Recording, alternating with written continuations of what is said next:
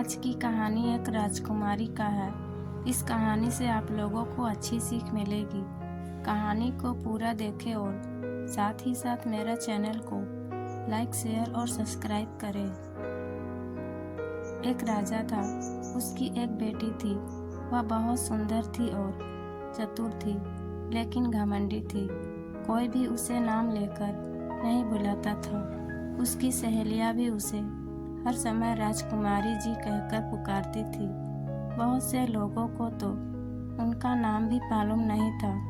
राजकुमारी हर समय यही सोचती थी कि उसकी तरह खूबसूरत इस दुनिया में कोई नहीं है और वह अपने पसंद के व्यक्ति से ही शादी करेगी। इसलिए उसने घोषणा करवा दी कि जो भी व्यक्ति उनका नाम पता लगा लेगा वह उसी से विवाह करेगी। आसपास के तमाम राजकुमारों ने अपनी अपनी किस्मत आजमाई, लेकिन वह सफल नहीं हो सके। बेचारे निराश होकर लौट गए। इसी बीच नदी के किनारे रहने वाला एक किसान के बेटे ने तय किया कि वह राजकुमारी का नाम पता करेगा और उससे शादी करेगा। उसके फैसले को सुनकर लोगों ने उसका मजाक उड़ाया, लेकिन उस पर कोई असर नहीं हुआ। इसका कारण यह था कि उसने राजकुमारी को अपनी सहेलियों के साथ नदी किनारे जंगल में घूमते हुए देखा था।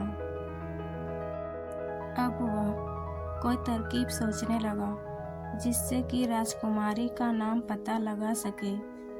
एक दिन जब उसे पता चला कि आज राजकुमारी जंगल में घूमने आएगी, तो उसने एक कुल्हाड़ी ली और घोड़े की दुम काटकर उस पर चिपका दी। फिर उसी रास्ते पर वह खुद एक झाड़ी में छुप गया। जब राजकुमारी उधर से आई तो एक सहेली की नज़र कुल्हाड़ी पर पड़ी। वह उसे हैरत से देखने लगी। कुछ देर बाद वह जोर से चीखी, राजकुमारी रूपा, देखो इस कुल्हाड़ी के मूछें उग गई है। राजकुमारी वहां गई और उस कुल्हाड़ी को हैरत से देखते हुए हंसती हुई आगे बढ़ गई। किसान का बेटा खुश होकर अपने घर चला गया। अगले दिन वह खूब अच्छे अच्छे कपड़े पहनकर राजा के पास पहुंचा। उस समय राजकुमारी भी वहीं बैठी हुई थी।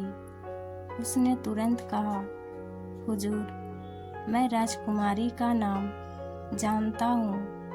यह सुनकर राजकुमारी हंसने लगी, लेकिन जब उसने नाम बताया तो राजकुमारी का चेहरा उतर गया। राजकुमारी को अपनी घोषणा के मुताबिक उससे शादी करनी पड़ी।